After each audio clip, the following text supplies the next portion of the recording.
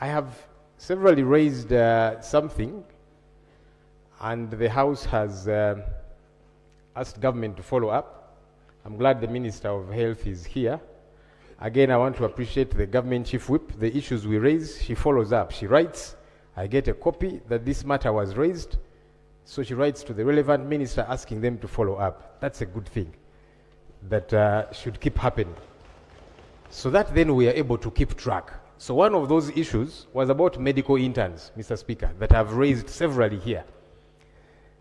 Today I received a letter written by the President of Uganda Medical Association. He has written to the Minister of Health, medical doctors, healthcare professionals, key stakeholders, and the general public.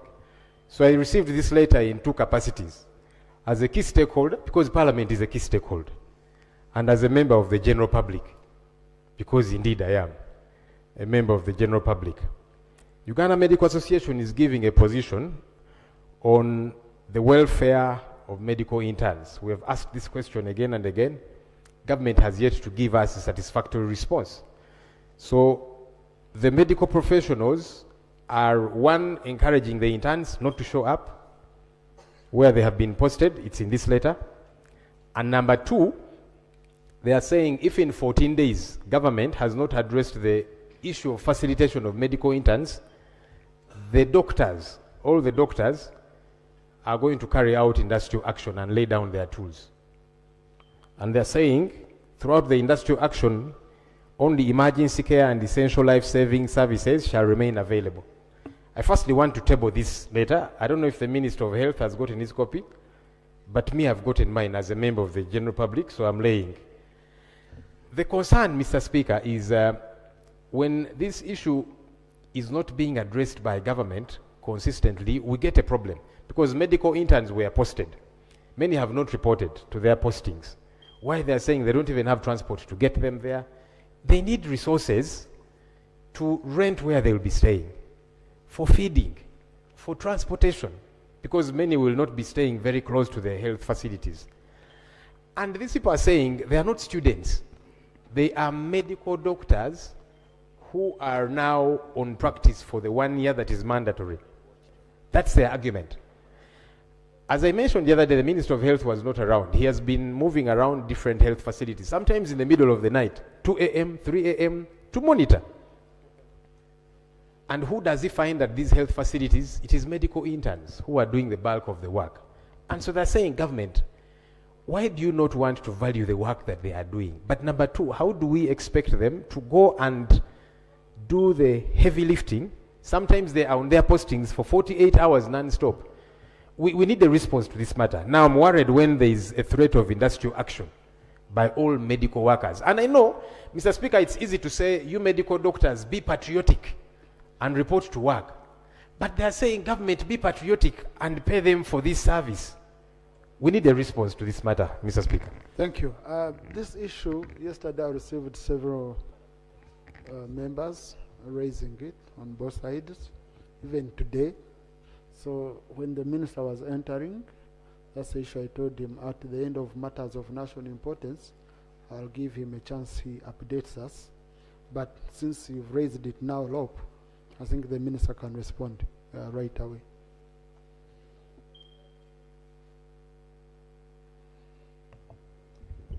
Thank you very much, Right Honourable Speaker, and the Honourable Leader of Opposition, the Honourable Members, for raising this concern. Yes, this matter was raised, and the last time I gave a response was, I am undertaking consultations. I have a draft statement for Parliament, but I have not concluded all the consultations I need to do. But just in terms of update where we are, this matter is arising from a new policy that has been passed regarding health training, and which affects interns, deployment, welfare, and other aspects. I did meet the interns, the pre-interns, because they are not yet interns. You become an intern when you qualify and report and sign a contract with the management of the hospital where you are doing internship. That's when you become an intern and you have a relationship with the government. At the moment, those who are writing are graduates who have completed their university training. They have passed and their names have been forwarded to the Ministry of Health for deployment. We have indeed deployed them to all the hospitals where internship is done. And the deployment letter was saying you report between the 3rd and the 14th of this month. I did meet the leaders of the pre-interns, about 60 of them, and we had a lengthy and cordial discussion of about 6 hours. It is rare for a minister to accord 6 hours to a group because we have a lot of work that we do. But I patiently had a discussion with them for 6 hours, and we did agreed that one, yes, we share the concerns regarding the new policy measures regarding their welfare, and I undertook to do consultations, but urged them to report for deployment as the consultations get concluded. I think the challenge that these young people are getting are external forces that advise them, you lay down your tools, you don't report. I must state that the interns need that internship if they are going to practice the professions in which they have trained. Interns, I don't want to sound like insensitive, are not employees of government per se, but internship is a period when you are transiting from being a student to becoming a fully licensed professional. That should be clear. It is also not true that is interns who run healthcare in this country. Yes, they make a contribution, they provide labor as they learn, but the healthcare is provided by different cadres in the health sector. For instance, we have health center 3s, health center 4s, and a number of district hospitals where we don't post interns. Are we saying they are closed? Are not running. For instance, the team which has been doing internship has now concluded their tour of duty, and now the new ones are reporting. We have not closed any hospital because there are no interns. So it is not true to say that it is the interns who run healthcare in this country. But we do definitely appreciate the work that they do as they train to get fully licensed. So I am sure the interns are watching me.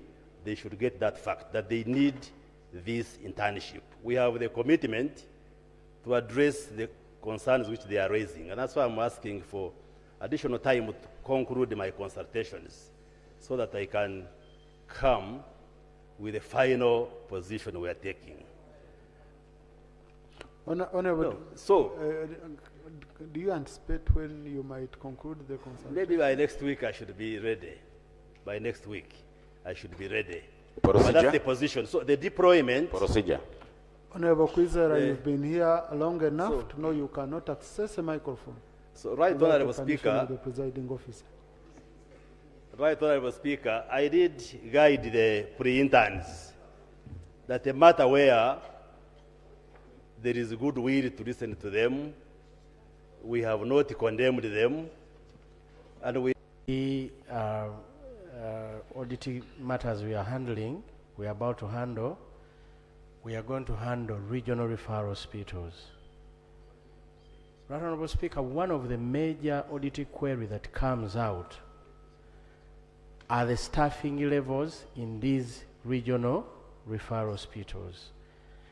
To dismaying structural levels, that a hospital that has a structure of 100, they have about 23%. They have 24%. They have 27%. Actually, the one I saw which was doing best had 27%. Right Honorable Speaker, when the people of Uganda say that it is the interns that run these hospitals, they are in a reference to the inability of government to have enough wage bill for these regional referral hospitals to recruit and have staffing for doctors and health workers in these institutions of ours. So the procedural matter I want to raise is with the minister, who is up to now claiming that it is not these interns that run these facilities. Right, Honorable Speaker, yesterday I went to Naguru. Procedure matter. The procedural matter, Right, Honorable Speaker, is whether the minister is here proceeding well to emphasize the fact that these interns need the training other than the service our people receive from these interns. Thank you. Minister, are you proceeding well?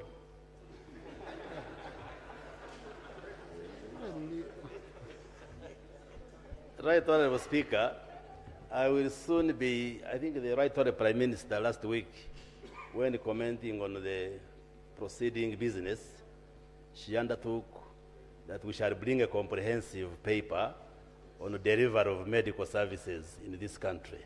And I hope we shall have enough time to discuss all those issues. That is this week. She promised this week.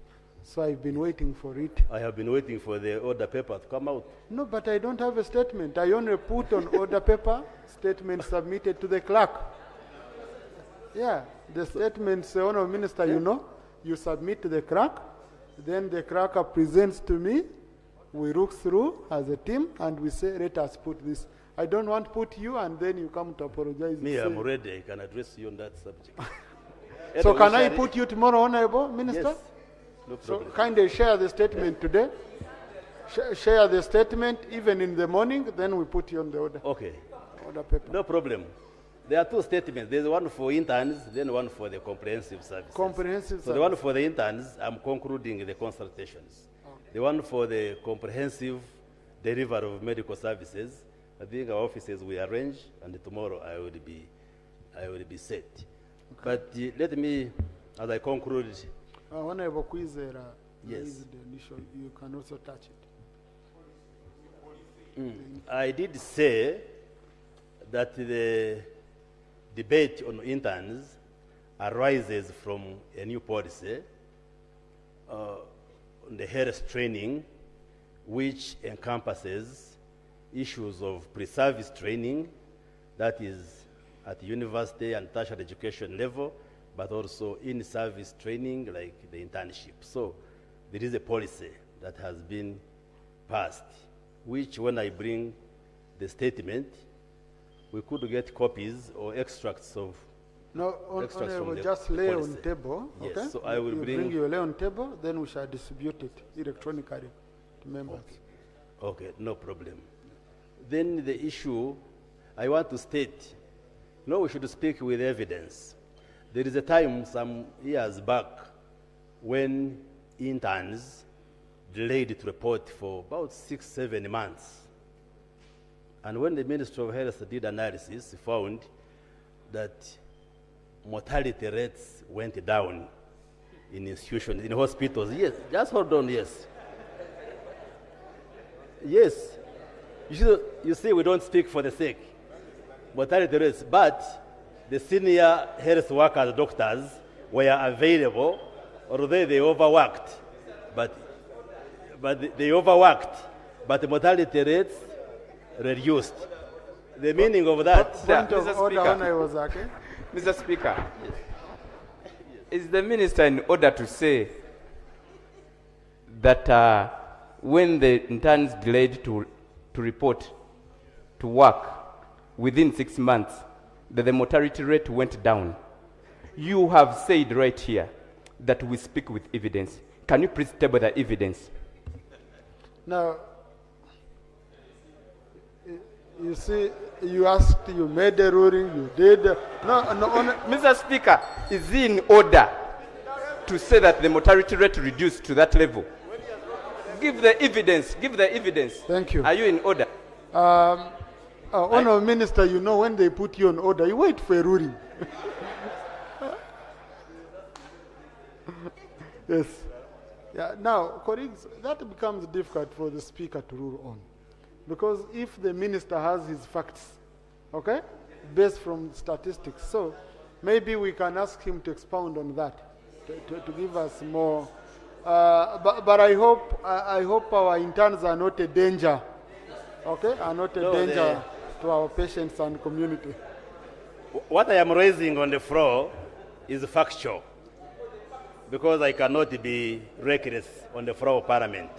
But the implication and the meaning of that was that our senior doctors usually are absent and cheat government. They don't even do adequate supervision of interns. So you find interns are doing the work and supervised most of the time. And there are discussions we are having in the ministry to bring reforms. Like we are going to discuss the issue of dual employment. I have said this in public, that you find a consultant doctor is employed in Murago Hospital, but probably he offers only 10% of his time to Murago. The rest of the time, he's in his private clinic. There are doctors who are consultants in the government hospital, but you find he's heading a department in a private university, and that's where he spends time. So that the fact I have given you speaks to that the interns, you find most times, do internship without proper supervision from the seniors. That's why I said the seniors were ordered to be on the wards and they were there in hospitals, and mortality reduced. I can bring you documented evidence on that when I come. Thank you. Honourable Minister, conclude. In conclusion, my message to the pre-interns is that we expect them to report. And on the 15th of this month, I will ask the directors of the hospitals to give me an update in terms of who has reported. No. Allow me to run the ministry. And those who will not have reported will be considered to have forfeited their placement for internship, as we handle their issues. So please, the pre-interns who are watching, report. No. But baryomunsi, I don't know why you're listening to neighbors. You're the only one on record. So let the interns report as their issues get handled, because we respect them, we respect what they are raising, and we feel concerned about them.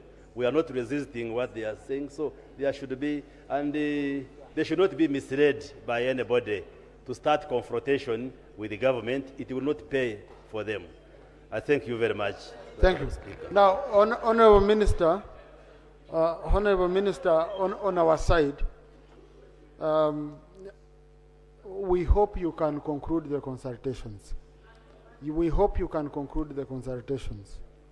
And from my experience of the little time I spent in cabinet, I usually don't want to push ministers to make commitments in a certain way, because sometimes, especially if they have a financial implication, they need concurrency with cabinet. So I do hope that Monday, Honourable Minister, I do hope that Monday you can raise this matter in cabinet, you consult further, you conclude on it, and then on Tuesday you update the House. Yes, I hope that will be more helpful.